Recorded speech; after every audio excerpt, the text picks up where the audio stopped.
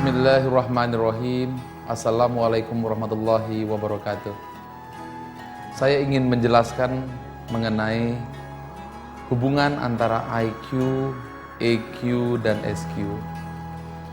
Namun sebelum saya masuk ke beberapa contoh-contoh, saya ingin memberikan dulu penjelasan bahwa IQ itu terletak pada fungsi otak neokorteks.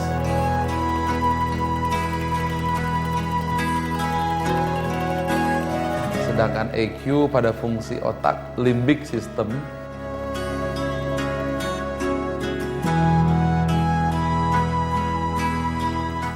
Sedangkan SQ pada fungsi otak yang baru-baru saja ditemukan gut spot atau terletak pada temporal lobe.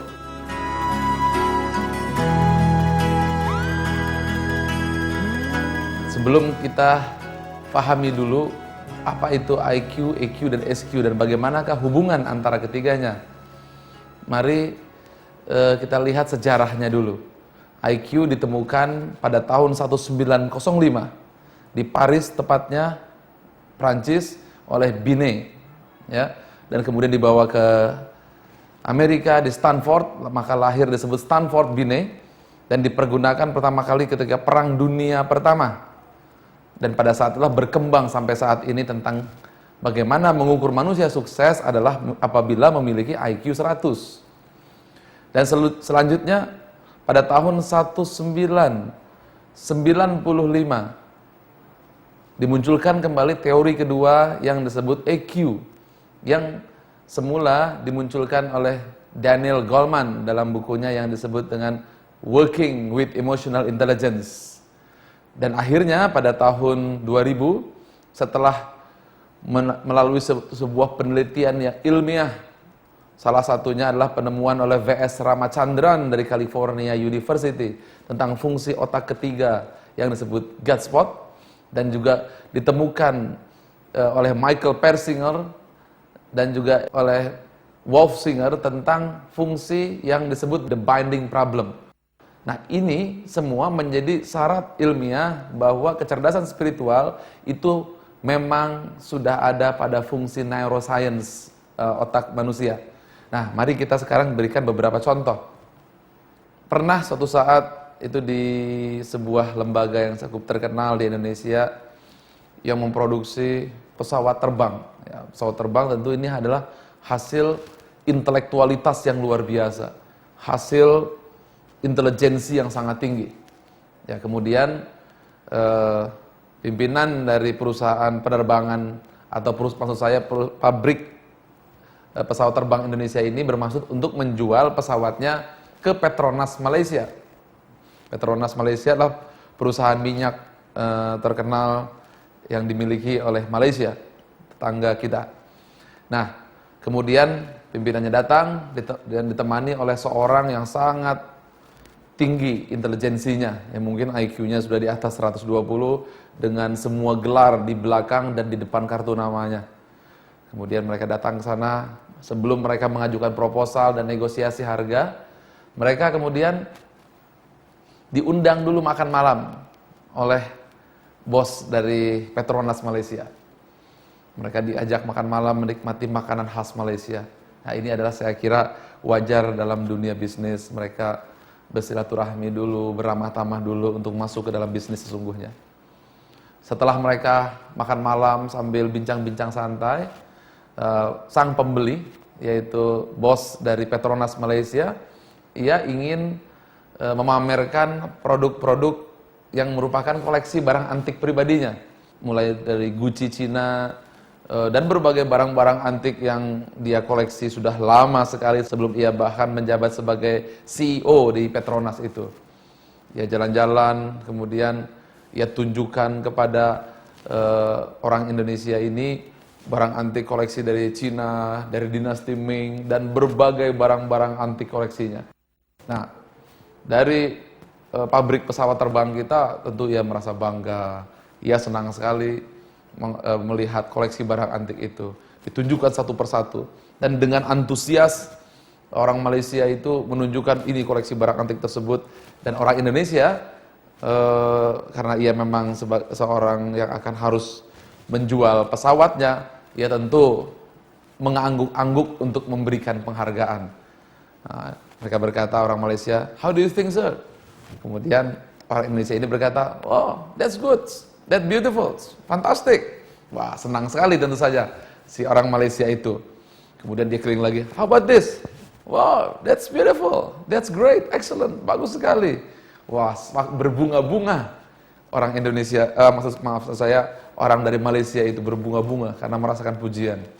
Nah, namun asistennya yang kebetulan ia adalah seorang doktor ya dengan berbagai gelar dan pendidikan tinggi, nah, ia terus mendampingi, ditanya juga karena dilihatnya ia diam saja.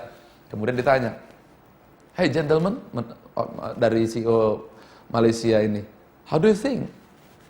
"Oh, ini bagus sekali Tuan, ini bagus sekali. Dan perlu Tuan ketahui bahwa di Jakarta, tepatnya Jalan Surabaya, barang-barang antik seperti ini banyak dan murah-murah Tuan." Anda bisa bayangkan apa yang terjadi? Tentu saja ia marah sekali, tapi tetap disimpan di hati. Dan Anda tahu apa akhirnya?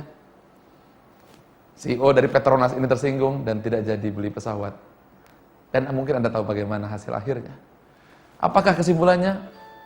Pemirsa yang kami hormati, bahwa kecerdasan intelektual saja tidak cukup.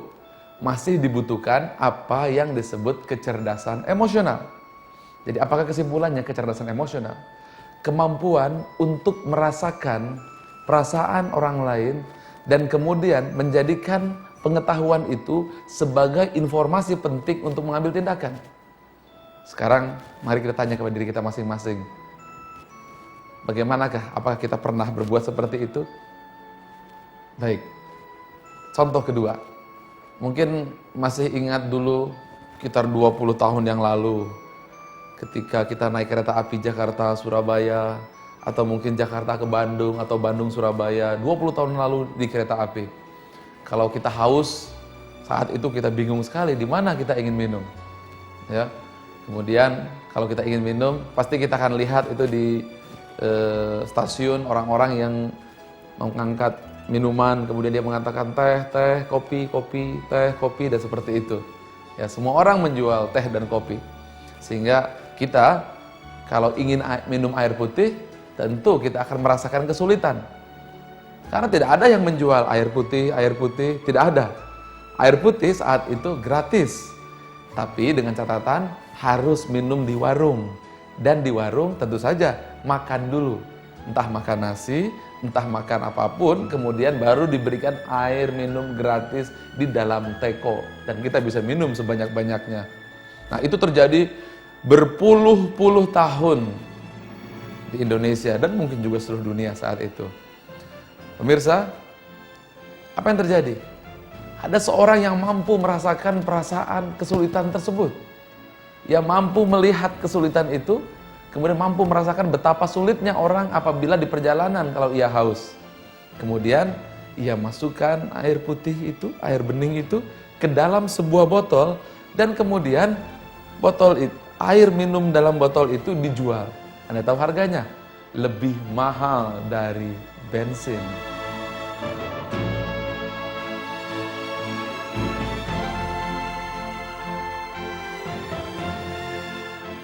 Pemirsa semua tahu akibatnya saat ini apa? Bukan lagi puluhan, bukan lagi ratusan, bahkan sudah ribuan perusahaan-perusahaan yang menjual air mineral. Apa kesimpulannya? Inilah yang disebut kreativitas. Inilah yang disebut keberanian mengambil resiko. Ini menyangkut tentang komitmen, tanggung jawab, visi, kemampuan merasakan, kemampuan untuk membaca situasi, inisiatif, sensitif, merasakan dan melihat dengan mata hati bagaimana ini semua sebenarnya bisa diatasi. Ini adalah kembali contoh kecerdasan emosional. Kembali, kecerdasan emosional menunjukkan bukti bahwa ia begitu berperan penting di dalam keberhasilan kehidupan. Pertanyaan saya sekarang, bagaimana dengan sistem pendidikan kita di Indonesia? Kecerdasan emosional, apakah diajarkan hal ini? di SD, SMP, SMA, atau bahkan sampai kuliah. Yang diajarkan umumnya hanyalah intelektualitas. IP-nya harus 100. IQ-nya harus 100 dengan IP 4 itu yang terbaik. Sekarang mari kita lihat kenyataannya. Masih ingatkah teman-teman kita dulu yang bintang-bintang kelas di SMP, SMA, kuliah? Apakah mereka menjadi orang-orang yang sukses di atas rata-rata? Atau bahkan mereka orang biasa? Atau banyak yang gagal? Hal ini diselidiki di sebuah lembaga yang membuat dan mendirikan data bank raksasa yang namanya EQI, Emotion Quotient Inventory, yaitu sebuah lembaga yang mengumpulkan data-data orang-orang yang sukses di muka bumi. Hasilnya sungguh tak terbantahkan menurut mereka dan tidak bisa lagi dipungkiri. Dikatakan bahwa kecerdasan intelektual itu rata-rata hanya 6% yang membawa keberhasilan. Bahkan maksimum hanya 20%. Lantas bagaimana dengan kemampuan intelektual dan emosional kita sementara ini? Mana yang lebih kita tekankan kepada anak-anak kita? Anak-anak kita selama ini kita dorong supaya memiliki IP dan rapot yang tinggi. Anak-anak kita dorong agar memiliki angka-angka yang tinggi, intelektualitas tinggi, IQ tinggi. Namun mari kita lihat bahwa ternyata keberhasilan itu tidak ditentukan hanya oleh intelektualitas semata. Contoh yang ketiga, ini kejadiannya adalah di airport Soekarno-Hatta. Pada saat itu pesawat terakhir akan berangkat dan itu ke luar negeri. Ya, kemudian semua orang siap-siap untuk berangkat. Namun tiba-tiba diumumkan bahwa pesawat ditunda karena mengalami kerusakan mesin. Semuanya mengeluh nafas panjang. Ya, mereka hanya mengeluh seperti itu. Dan dia tunggu 1 jam, dan pada saat 1 jam mau berangkat, tiba-tiba petugas dari airport mengatakan lagi bahwa pesawat bukan hanya ditunda, bukan hanya dibatalkan, tapi ia tidak jadi berangkat dan berangkatnya esok pagi. Anda tahu apa yang terjadi? Di situ banyak pejabat, di situ banyak bisnismen, di mana besok adalah pertemuan penting yang justru tidak bisa ditunda-tunda. Banyak sekali yang marah dan salah seorang dari pejabat marah. Ia gebrak mejanya. Dia katakan, Anda tahu siapa saya? Anda tahu pimpinan Anda pun bisa saya geser dari perusahaan ini. Kerugian yang akan saya alami ini adalah akan merugikan ratusan miliar rupiah. Dan perusahaan Anda akan kami tuntut. Apakah Anda bisa tunjukkan ini kontraknya? Dia tunjukkan dan dia marah sekali. Nah, tentu saja sang petugas counter airport ini begitu ketakutan, ia gemetar sekali ketakutan. Ia benar-benar sungguh mengalami stres yang luar biasa. Dan akhirnya mau tidak mau ya mereka diinapkan di transit hotel di sebelah airport. Nah, ia disimpan di sana, semua sambil marah dan terpaksa pindah. Ya, namun ada 1 orang yang usia setengah baya, ia dengan senyum-senyum, ia datang luar biasa, luar biasa. Petugas airport tersebut bingung, loh kok Bapak mengatakan luar biasa? Yang lain marah, kok Bapak seperti ini? Luar biasa. Bayangkan kalau seandainya pesawat ini jadi berangkat, kemudian mesinnya rusak, bisa-bisa malah pesawatnya jatuh. Kalau dipaksakan, kita bisa mati di situ. Atau mungkin apabila nanti berangkat juga dipaksakan pada saat itu mungkin cuacanya sedang buruk, bukankah kejadian kecelakaan itu banyak contohnya di Sibolangit kemarin. Saya kira ini hal yang wajar dan bijaksana. Bapak tidak marah? Kata petugas. Saya sebenarnya mau marah. Saya bisa berpikir marah. Tapi pertanyaan saya, lantas untuk apa saya marah? Jadi ini memang suatu kenyataan. Dan saya juga punya urusan bisnis yang sangat besar. Sehingga apabila ini batal, resikonya sangat tinggi. Tapi inilah kenyataannya. Pada saat seperti itu, sang petugas airport itu, ya diam tertunduk. Ia heran kok melihat orang begitu bijaksana. Kemudian orang pemuda, maksud saya orang setengah baya itu mengatakan lagi, Saya tahu di situ banyak pesawat, saya tahu juga di situ banyak hal-hal yang mungkin orang akan berpikir buat marah, kenapa tidak pesawat itu berangkat, itu banyak pesawat yang nangkring, mengapa itu tidak segera diberangkatkan. Tapi saya tahu bahwa ini adalah keputusannya dan ini tidak bisa diapa-apakan lagi. Sudah, saya ikhlas, kita berdoa saja. Mudah-mudahan bisnis saya dan besok kita bisa berangkat. Terima kasih. Selamat malam. Dan sebelum mereka pergi, tiba-tiba petugas counter itu bilang, "Pak, mari sini Pak sebentar." Ia belakangan perginya, yang lain sudah pergi. Ya, kenapa? Sebenarnya ada satu informasi yang sangat penting, ada satu seat kosong ke negara yang sama, cuma ia harus muter lebih kurang 200-300 mil lebih jauh dan dia akan tibanya tengah malam dini hari nanti. Kalau mungkin Bapak mau, silahkan Bapak ke sana, di sebelah sana. Saya dapat informasi. Pada saat seperti itulah, akhirnya ia pergi. Dan kemudian ia berangkat ke sana dan bisnisnya lancar.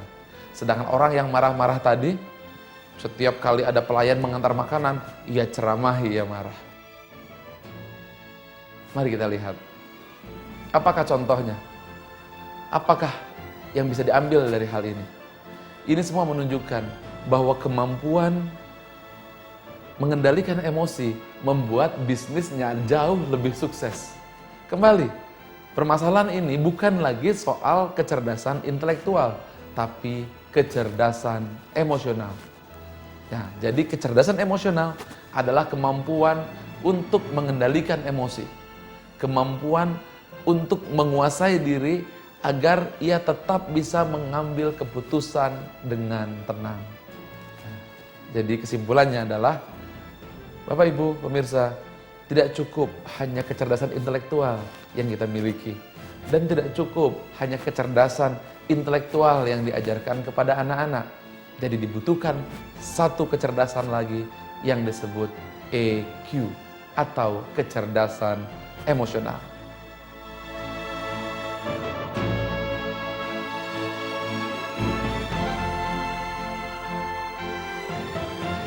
Mari sekarang kita lanjutkan tentang apa itu SQ.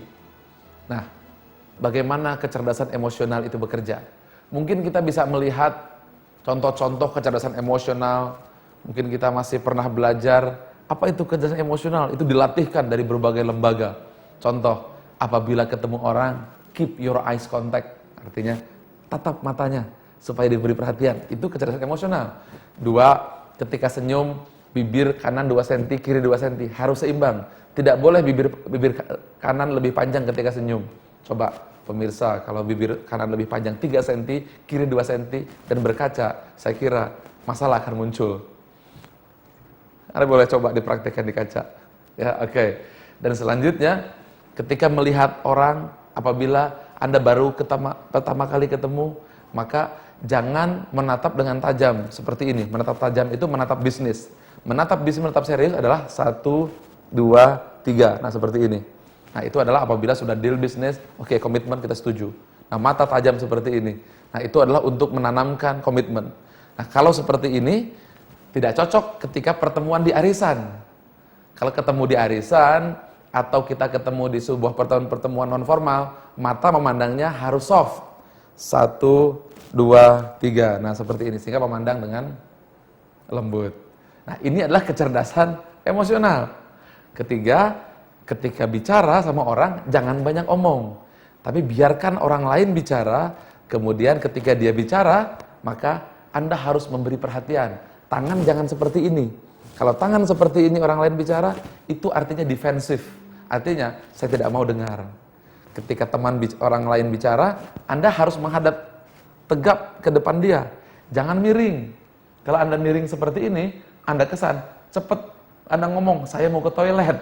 Bisnis Anda bisa gagal. Kemudian, jangan memberikan penghargaan, pujian yang berlebihan. Beri penghargaan. Jadi ketika dia bicara, Anda jangan bilang, wah hebat. Nah, itu bohong. Anda harus bicara, begitu saya. Wah, saya baru dengar ini. Saya sungguh tertarik. Nah, ini ilmu kecerdasan emosional. Kemudian ajukan pertanyaan-pertanyaan supaya orang lain cerita tentang dirinya. Contohnya, wah kok Pak Aziz bisa jadi presiden direktur di Air Putih, bagaimana? Nah, dia pasti akan dengan bangga dia akan ceritakan itu, pasti. Ya, kemarin baru nikah ya katanya. Kapan nikahnya? Dia pasti akan cerita dengan sungguh-sungguh dan bersemangat. Ketika dia bicara, maka jangan lupa anggukkan dagu setiap 3 menit. Oh gitu ya. Nah, ya, dengan cara seperti itu, maka Anda akan meraih hatinya. Ketika Anda meraih hatinya, baru kita ajukan proposal. Nah, ini adalah teknik-teknik kecerdasan emosional. Nah, sebagai contoh seperti ini, ya, saya dulu ingin memasarkan sebuah kotak safety box ke sebuah hotel.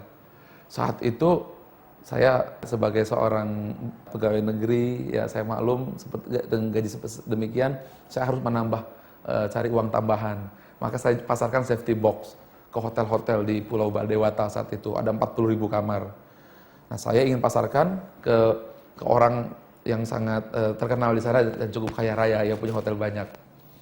Saya masuk ke sana, namun sebelum masuk saya pelajari dulu buku bahwa keputusan di dalam bisnis itu 80% adalah emosional, 20% intelektual. Maka saya pelajari jurus-jurus tadi.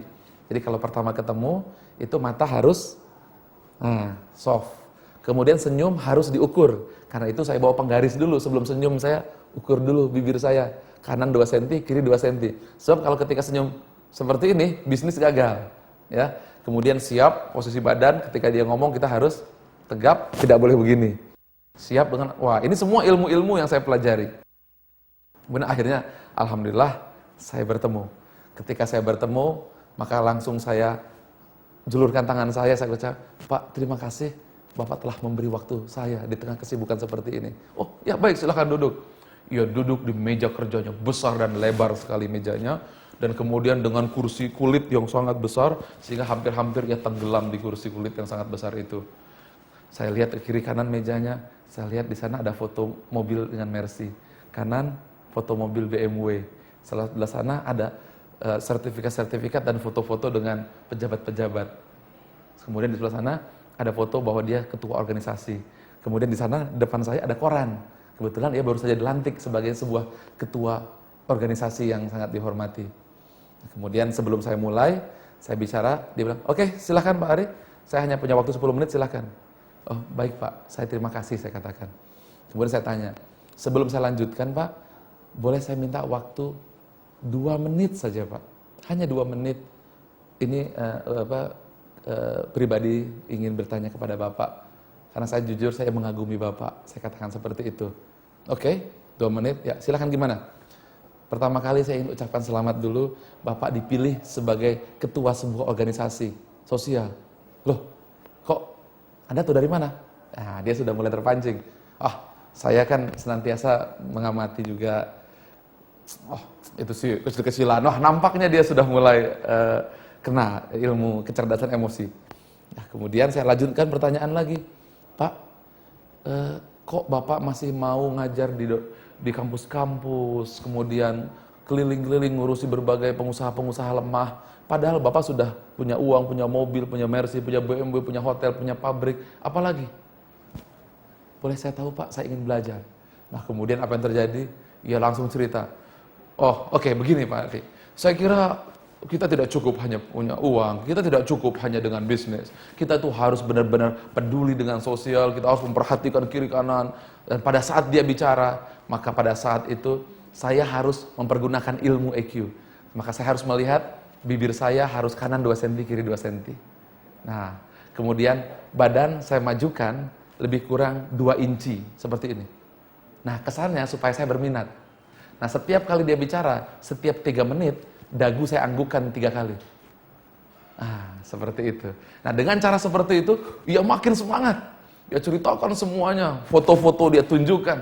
Dan tanpa terasa, tiba-tiba ia menghentikan. Waduh, sudah 2 jam ya bicara. Ya 2 jam berbicara tentang dirinya sendiri. Oke, pemirsa, apa kesimpulannya? Saya baru saja mempergunakan kecerdasan emosional.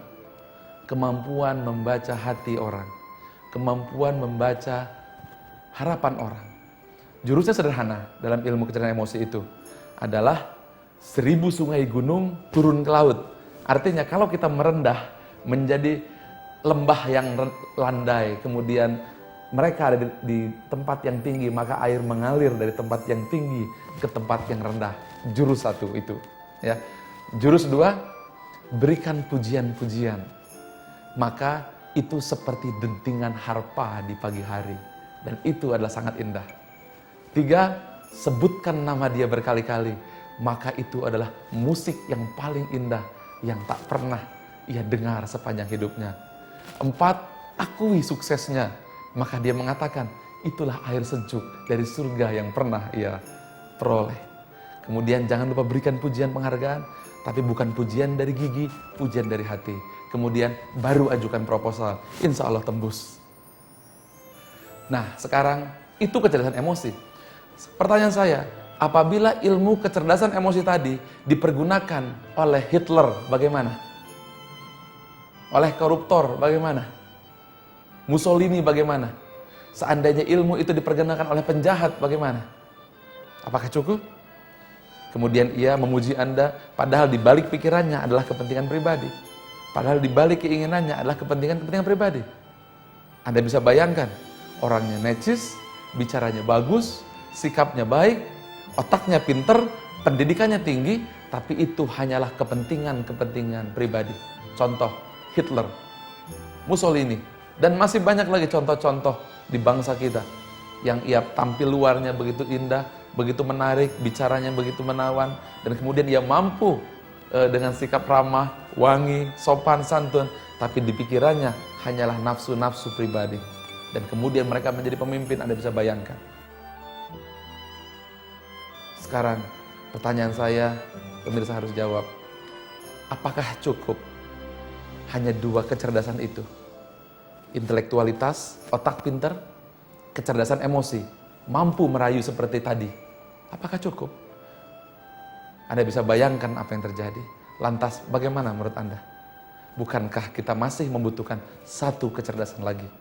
Ya, Anda masih butuh kecerdasan yang lain yang disebut SQ, kecerdasan spiritual, yang mampu menjawab, untuk apa kecerdasan intelektual saya ini? Untuk apa kecerdasan emosional ini? Dan untuk apa semua ini terjadi? Oleh karena itu, pemirsa, sebelum kita masuk pada kecerdasan spiritual, maka ketahuilah, 2 kecerdasan ini tidaklah cukup. Dan bahkan ia tidak akan pernah berbahagia. Anda bisa melihat bagaimana contoh-contoh orang-orang yang begitu sukses, ia sudah kaya raya, tapi kemudian ia loncat dan bunuh diri dari lantai 56. Anda masih ingat Presiden Direktur Hyundai, ia bunuh diri. Bahkan juga beberapa orang yang sudah sukses, bagaimana mereka akhirnya mati bunuh diri dan tidak pernah bahagia dengan kesuksesannya. 2 kecerdasan ini, intelektual, tidak bisa membuat Anda bahagia. Emosional tidak bisa membuat bahagia. Bahkan yang paling menyedihkan, kasus Haryanto, anak 12 tahun yang bunuh diri karena hanya tidak bisa membayar uang untuk ikut ekstrakurikuler 2.500. Dan kita lihat bagaimana remaja-remaja kita lari ke narkoba karena ia tak mampu menemukan untuk apa saya hidup, kemana saya hidup. Dan kita lihat orang-orang tua yang begitu gemar bersenang-senang, gemar bermewah-mewahan, ia mencari bagaimanakah kebahagiaan ini. Karena itu kita akan lanjutkan seri selanjutnya pada sesi kecerdasan spiritual. Billahi taufik wa hidayah. Wassalamualaikum warahmatullahi wabarakatuh.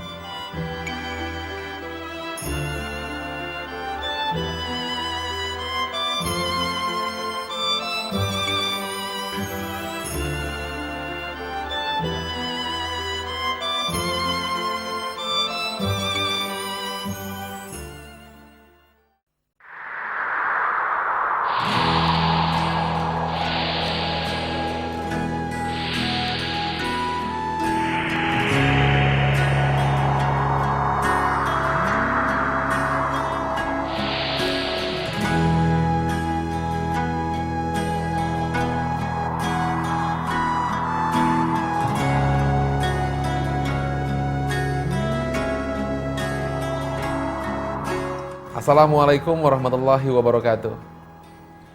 Saya ingin lanjutkan kembali dengan apa yang sudah kita bahas pada episode lalu. Pada episode lalu kita sudah melihat dan bahkan beberapa contoh sudah disampaikan. Berdasarkan penyelidikan bahwa IQ itu rata-rata hanya 6% mengantar kepada keberhasilan seseorang. Sedangkan sisanya adalah kecerdasan-kecerdasan yang lain. Bahkan kecerdasan intelektual itu tidak lebih dari 20% menurut penyelidikan.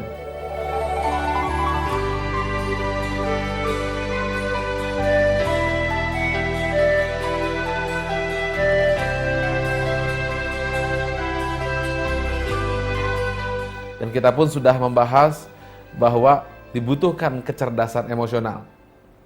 Namun, saudara-saudara sudah ketahui bahwa dua kecerdasan ini, seperti yang kita bahas di episode yang lalu, belumlah cukup. Kecerdasan emosi yang tinggi saja belumlah cukup.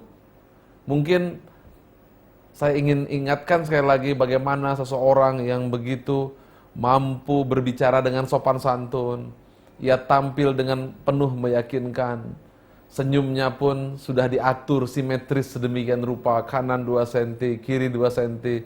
Dia begitu memberi perhatian kepada orang lain, memberi atensi kepada orang lain. Tapi ternyata di kepalanya hanyalah kepentingan-kepentingan pribadi. Mungkin kepentingan jabatan, kedudukan, uang, harta, atau kepentingan politik. Nah, kalau seandainya ini yang kita temukan di bawahan kita, atasan kita, padahal di dalamnya hanyalah kepentingan, bukannya tidak mungkin.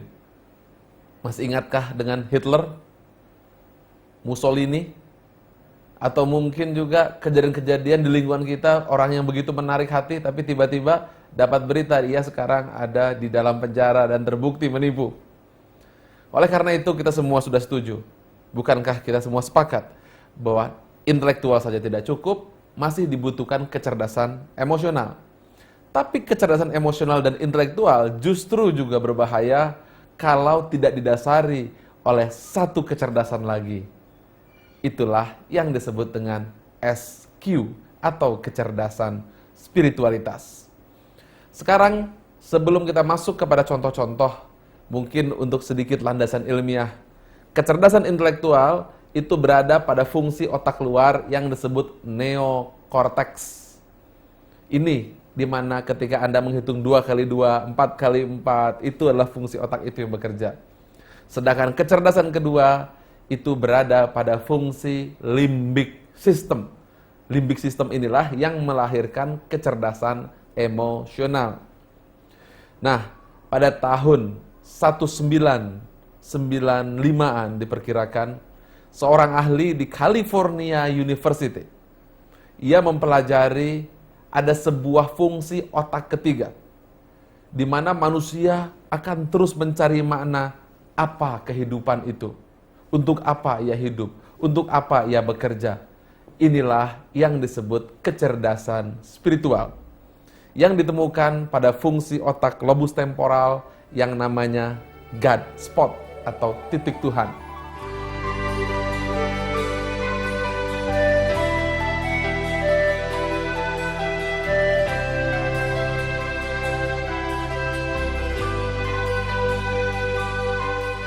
Nah, sekarang kita akan sedikit bahas bagaimanakah God spot itu bekerja atau kecerdasan spiritual bekerja. Bapak Ibu, sebelum kita bahas ini, saya ingin sampaikan sesuatu yang sangat luar biasa yang tertulis di dalam Al-Quran. Yang dikatakan Bismillahirrahmanirrahim. Wa ma khalaqtul jinna wal insa illa liya'budun. Tidak diciptakan jin dan manusia kecuali untuk mengabdi dan menyembah kepada Allah.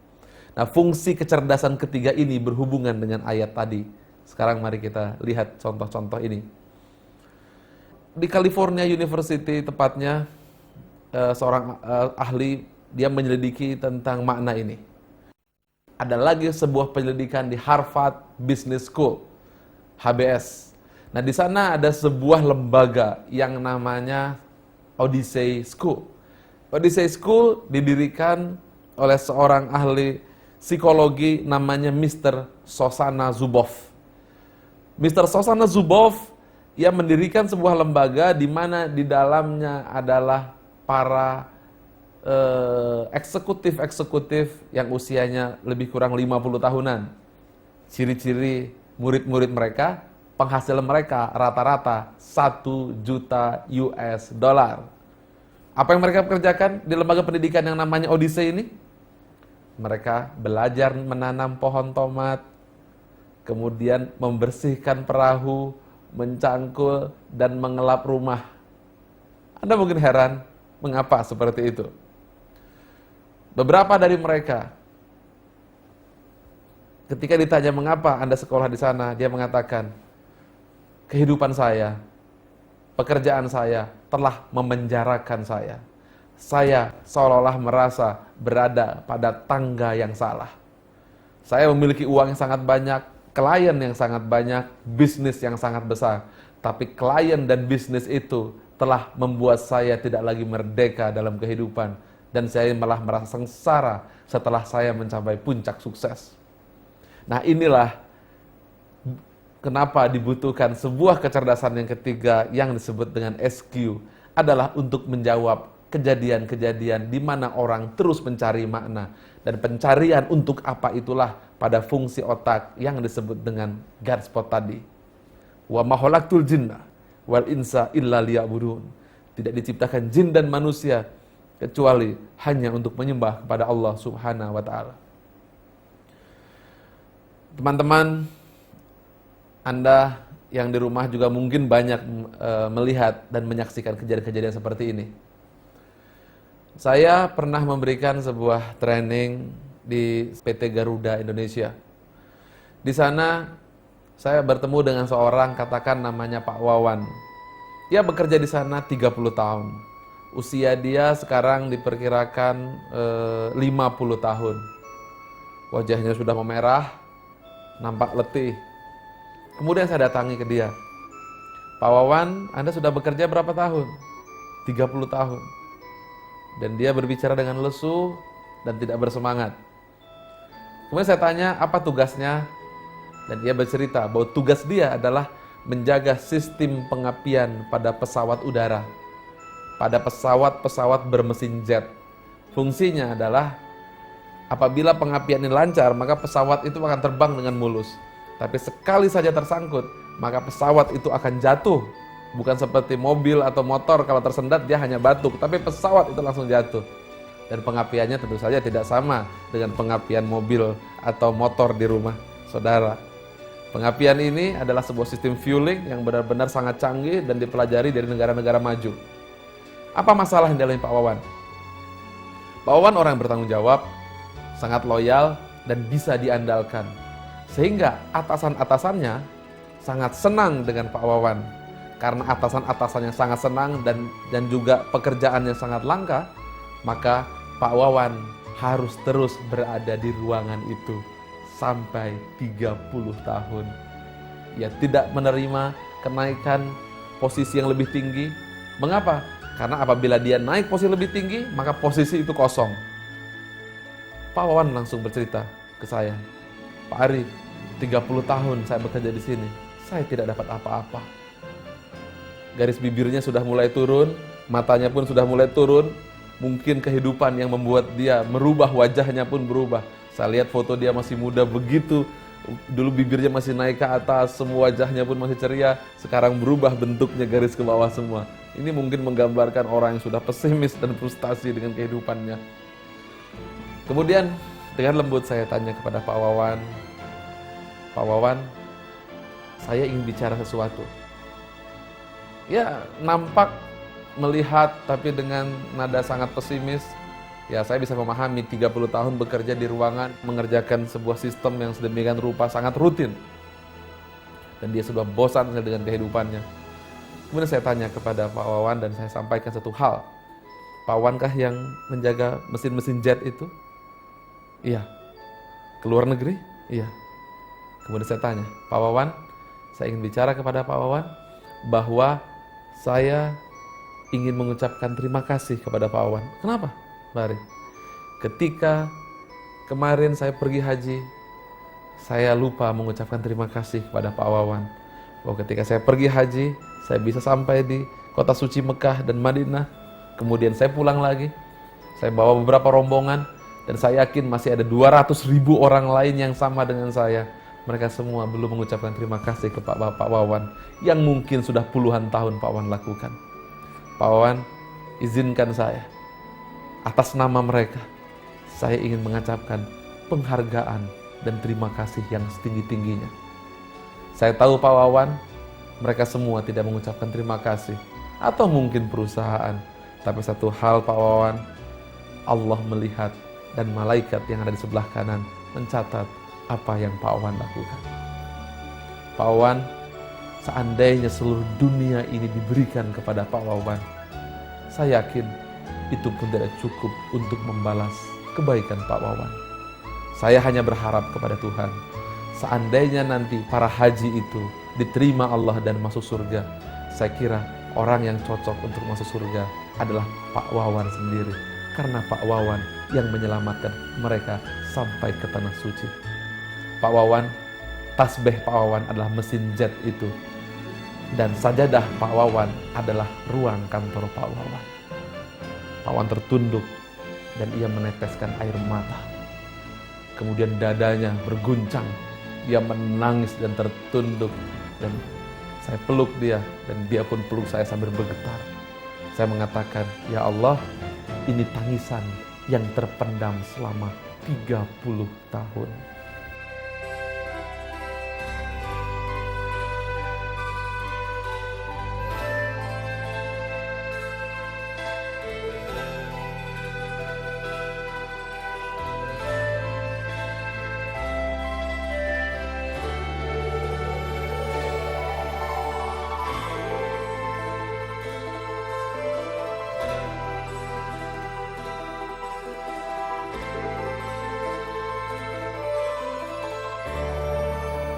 Saudara-saudara, ketika Pak Wawan mengalami kejadian tersebut, Pak Wawan mengalami apa yang disebut dengan spiritual experience.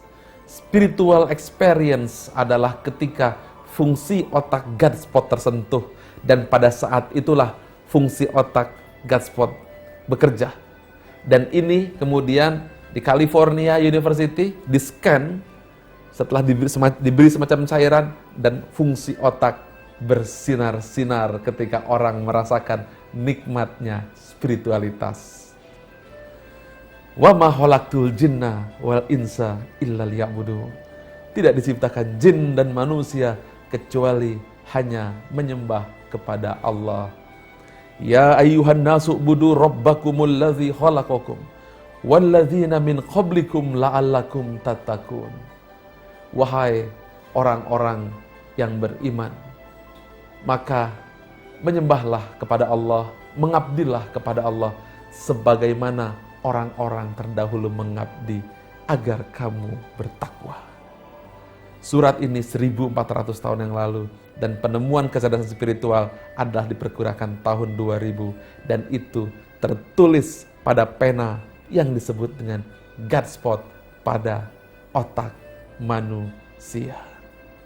Inilah Bapak, Ibu, teman-teman, bahwa kecerdasan spiritual bukanlah angan-angan. Kecerdasan spiritual bukanlah sekedar ilmu dari luar. Kecerdasan spiritual adalah makna dalam di mana manusia terus akan mencari makna kehidupannya. Inilah inti dari makna puncak yang disebut dengan ultimate meaning, ketika manusia terus mencari siapakah saya sebenarnya, di manakah saya sebenarnya, mau kemanakah saya sebenarnya.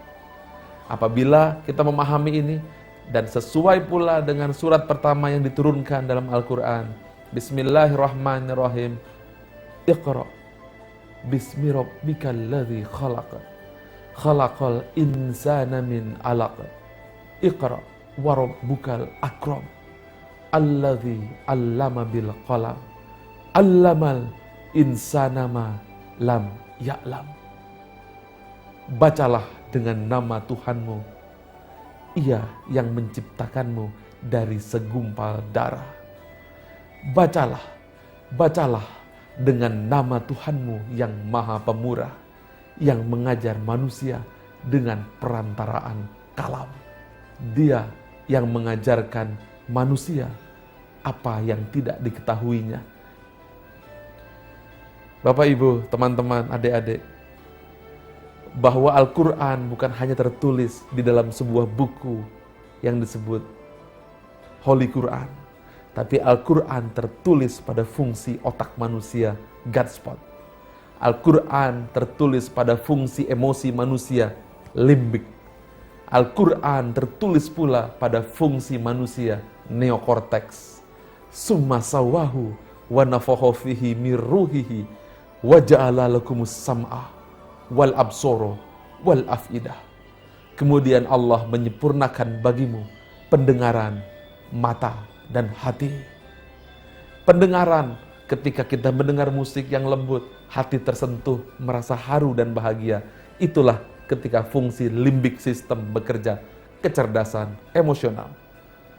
Ketika mata bekerja, kita mengukur dengan konkret, itulah kecerdasan intelektual. Dan ketika hati merasakan, itulah kecerdasan spiritual, makna kehidupan.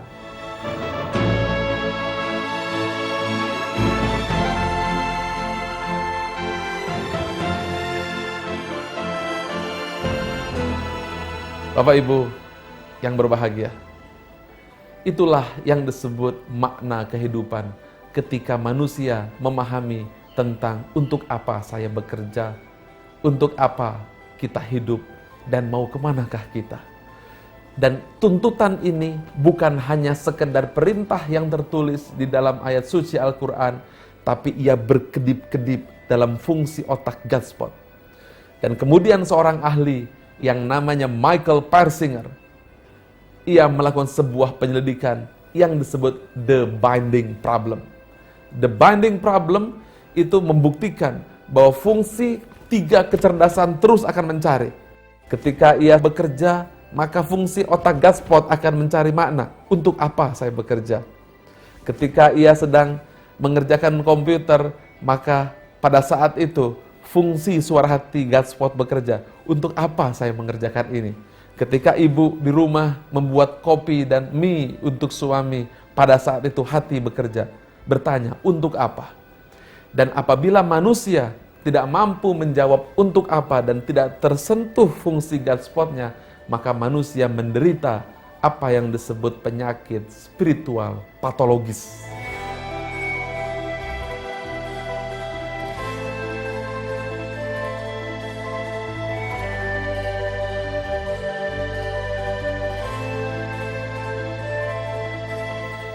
Spiritual patologis itu adalah penyakit manusia yang sudah menderita buta hati. Dia tidak tahu untuk apa ia hidup, ia tidak tahu mengapa ia harus hidup di muka bumi. Sebagai contoh, banyak anak-anak di Indonesia yang lari ke narkoba, bahkan remaja lari ke narkoba. Itulah yang disebut kekeringan spiritual, karena ia tidak mengerti untuk apa ia belajar. Selama ini di sekolah, ia hanya dituntut untuk belajar sungguh-sungguh. Tapi untuk apa belajar sungguh-sungguh? Dijawab oleh orang tua dan guru, agar kamu bekerja di tempat yang bagus. Untuk apa bekerja di tempat yang bagus? Maka keluarga, orang tua menjawab, agar kamu memiliki uang dan gaji yang banyak. Untuk apa uang dan gaji yang banyak? Maka pada saat itu mereka bertanya, untuk memperoleh kekayaan. Untuk apa memperoleh kekayaan? Ternyata itu semua tidak mampu menyentuh fungsi kecerdasan ketiga, Godspot. Dan inilah yang membuat dilema besar, sehingga bangsa kita banyak yang sakit, orang-orang banyak yang sakit jiwanya. Bahkan menurut penyelidikan dari sebuah lembaga, 1 dari 5 orang menderita sakit jiwa.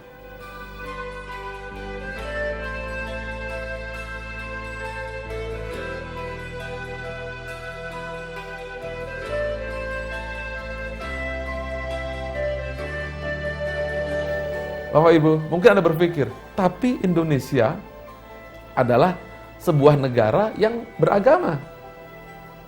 Bapak Ibu, saya ingin sampaikan dan teman-teman, bahwa beda antara ritualitas dan spiritualitas.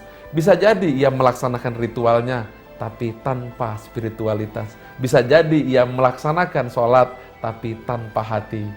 Karena itulah, kecerdasan spiritual bukan bicara hanya di ritual, tapi inti makna fungsinya. Nah, inilah yang disebut dengan SQ atau kecerdasan spiritual.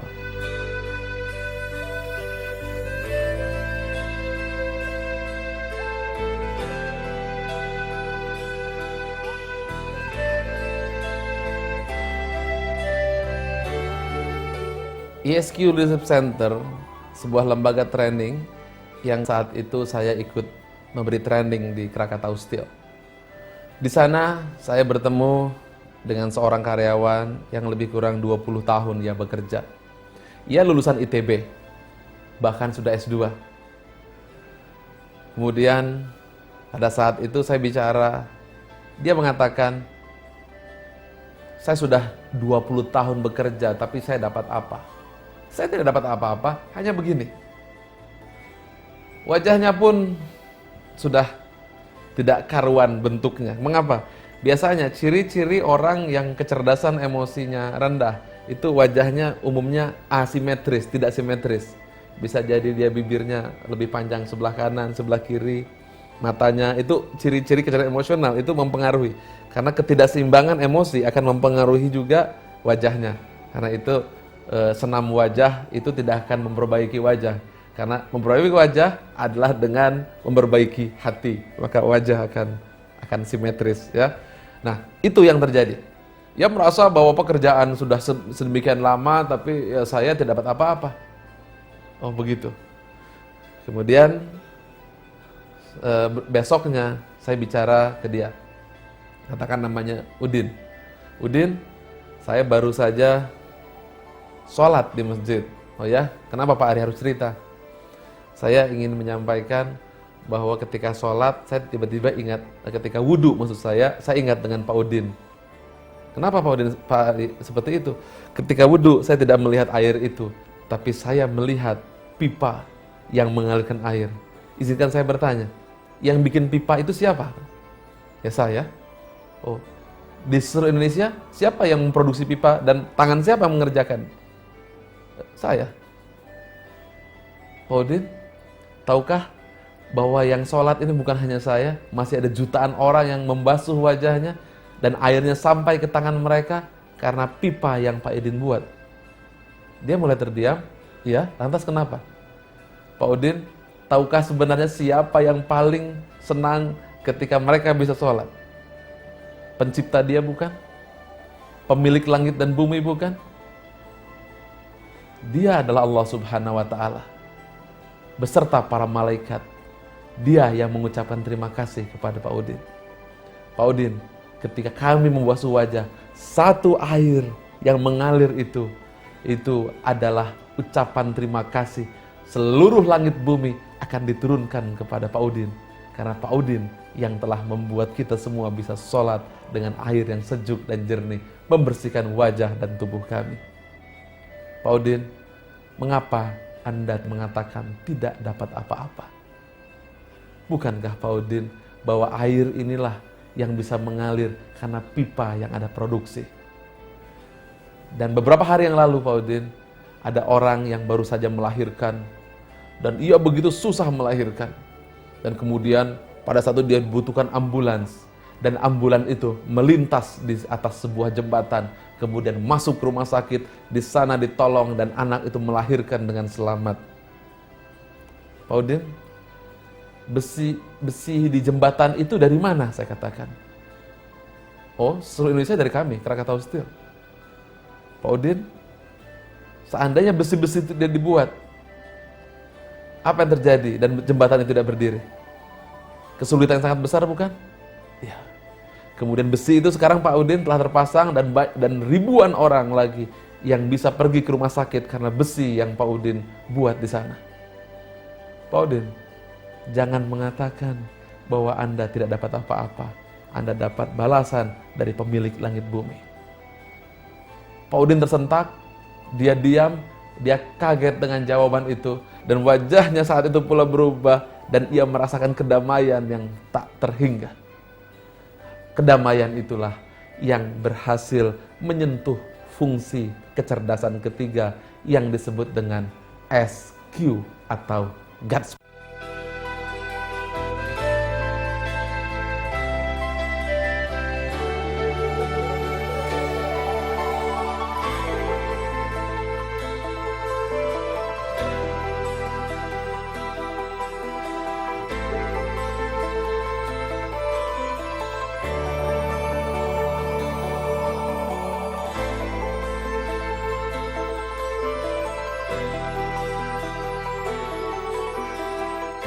Teman-teman, inilah yang disebut makna spiritual, bahwa orang bukanlah bekerja cuma karena uang, cuma karena harta, tapi sesuatu yang tidak terlihat, sesuatu yang tidak bisa dibaca dengan pikiran, tapi ia ada dalam sistem saraf ketiga, third brainness atau kecerdasan spiritual atau God spot tadi. Mungkin kita melihat bahwa selama ini banyak orang yang cerdas spiritual. Ya sepertinya ibadahnya tinggi, bahkan pergi haji sudah 8 kali. Tapi mengapa kok bangsa kita ya telah diangkat dan dinobatkan sebagai bangsa yang dari sisi negatif dalam arti korupsi, urutannya ini kok tinggi sekali? Inilah masalahnya. Ritual berbeda dengan spiritual. Yang kita harapkan adalah bagaimana ritualisme harus mampu menciptakan kecerdasan spiritual. Contoh lagi, ketika saya pergi ke Bali, saya ingin menemui guru saya, Pak Habib Adnan. Ia sakit keras. Kemudian ketika saya naik ke pesawat terbang, saya tidak berpikir apapun, tapi saya membayangkan kalau saya naik bis pada saat itu, mungkin saya sangat terlambat. Tapi alhamdulillah, dalam 2 jam saya tiba dan saya bisa bertemu dengan beliau. Dan alhamdulillah sekarang dia sehat. Apa yang saya pikirkan saat itu? Seandainya orang-orang Garuda tidak menjalankan pesawat ini dengan sungguh-sungguh, saya tidak pernah menjangkau tempat itu. Dan betapa mulia orang-orang yang telah melaksanakan kegiatan tersebut. Dan pada saat itu pula saya berbicara dengan salah seorang pramugari yang memberikan saya permen. Seperti biasa, saya tanya, "Mbak, kenapa kamu kasih permen saya? Untuk apa?" "Ya, ini peraturan perusahaan." "Lantas, kenapa?" "Ya, ini memang peraturannya dan itu tugas saya." "Tugas? Untuk apa?" "Ya, ini prestasi supaya saya dapat gaji." "Apakah hanya itu?" Tidakkah Anda berpikir bahwa ketika Anda memberi permen, apa yang ada di pikiran Anda? Ya, saya tidak berpikir apa-apa, saya jadikan itu. Mengapa ketika Anda memberi permen, Anda tidak mengatakan, "Ya Allah, ya Tuhanku, aku berikan permen ini untuk menghibur hamba-hambamu, agar ia merasa senang dan ia bisa bahagia selama dalam perjalanan ini. Ya Allah, ya Tuhanku, ini adalah tasbihku. Berikan aku balasan, aku ridho bekerja untukmu." Inilah yang disebut dengan kecerdasan spiritual atau ihsan. Nah, sekarang bagaimanakah kita bisa menghubungkan 3 kecerdasan tadi? 1, ada kecerdasan intelektual. 2, ada kecerdasan emosional. 3, ada kecerdasan spiritual. 3-tiganya tidak bisa dipisahkan. Tidak bisa hanya kecerdasan spiritual saja, tidak bisa kecerdasan emosional saja, dan tidak juga hanya bisa kecerdasan intelektual saja. Contoh, selama ini yang terjadi adalah pemisahan di 2 kecerdasan tersebut. 1, saya ahli di spiritual, 1, ahli di emosional atau intelektual. Contoh true story. Saya punya rekan memiliki sebuah lembaga bisnis bidang pendidikan. Karyawannya pada saat itu agak malas-malasan, tidak bersemangat, sehingga omset perusahaan jatuh. Lantas apa yang dilakukan? Semua karyawannya dikumpulkan dan mereka semua diliburkan dulu selama 2 bulan. pergi ke sebuah tempat untuk dilatih agar ia memiliki tingkat keimanan yang tinggi. Setelah 2 bulan, ia kembali. Dan benar saja terjadi perubahan. Yang tadinya galak, tiba-tiba berubah menjadi baik. Ia tidak lagi keras, tapi ia berubah menjadi lemah lembut. Nah, tentu saja sang bos merasa berhasil tujuanku. Kemudian ia dipanggil dan berbicara dengan sangat bahagia. Sang bos bilang, waduh Rudi, coba kamu sudah dari dulu seperti ini, mungkin kita sudah bisa maju ya. Ya, dia dengan tersenyum lembut, ia berkata, ya terima kasih Pak, Bapak telah kirimkan saya ke sana. Nah, sekarang Rudi tolong ceritakan, apa langkah kita?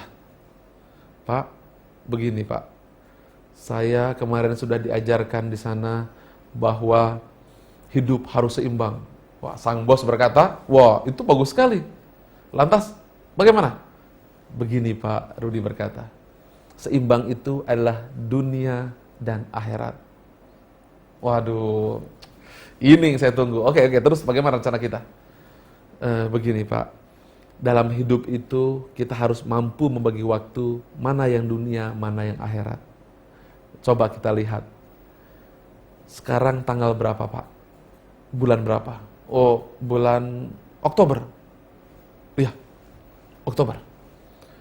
Pak, kita sudah lebih dari 6 bulan bekerja. Sekarang waktu untuk ibadah. Kita semua minta cuti Pak. Kita pengen ibadah.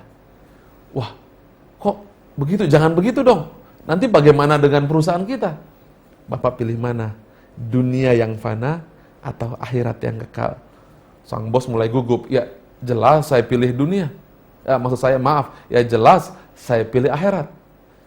Bagus Pak. Kalau Bapak tetap pilih dunia, Bapak nanti akan dibakar dalam neraka dan ditusuk besi panas dari belakang sampai ke depan. Wow, bosnya ketakutan sekali. Kemudian akhirnya yang terjadi adalah sang bos ikut juga 2 bulan mengikuti pelatihan keimanan, dan apa yang terjadi? Ketika pulang perusahaannya ambruk dan omsetnya turun 80%. Bapak Ibu, inilah contoh terjadinya pemisahan antara spiritualitas dan emosional atau intelektualitas. Oleh karena itu, ESQ adalah bagaimana mencoba menggabungkan seluruh kecerdasan menjadi satu. Antara kecerdasan emosional, kecerdasan intelektual, dan kecerdasan spiritual. Bagaimanakah konsep menggabungkannya?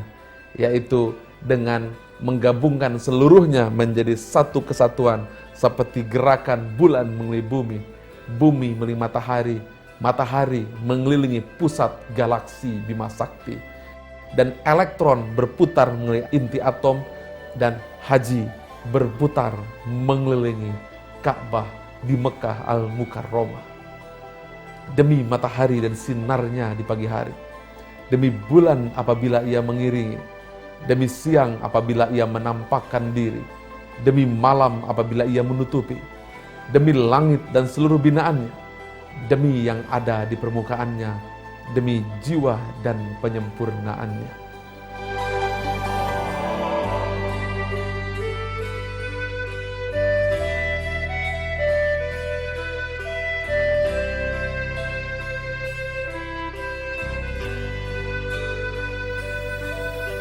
Bapak Ibu, kecerdasan intelektual kita akan letakkan pada dimensi terluar, dimensi fisik.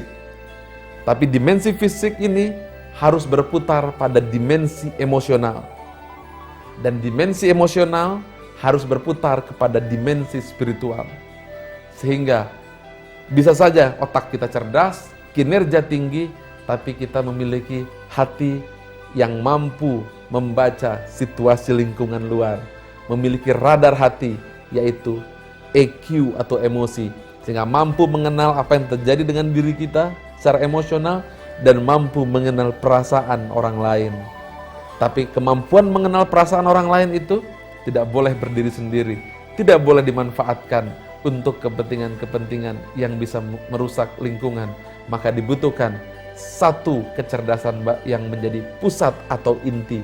Itulah SQ, kecerdasan spiritual, yang merupakan pusat orbit seluruh jagat raya.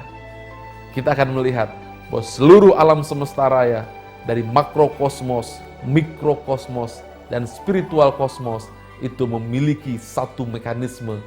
Bulan berputar mengelilingi bumi, bumi berkeliling matahari, matahari mengelilingi galaksi, dan seluruhnya berpusat kepada inti yang satu. Qul huwallahu ahad. Itulah pusat orbit yang sesungguhnya. Kiblat di Mekah Al-Mukarramah. Kotak yang kosong. Kosong adalah isi, dan isinya adalah spiritualitas.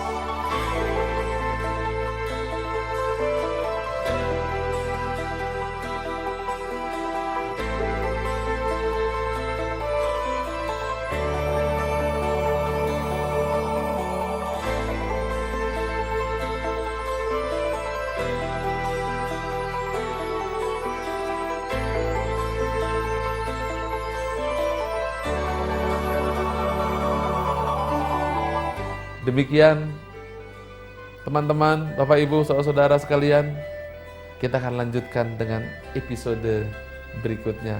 Billahi taufik wal hidayah. Wassalamualaikum warahmatullahi wabarakatuh.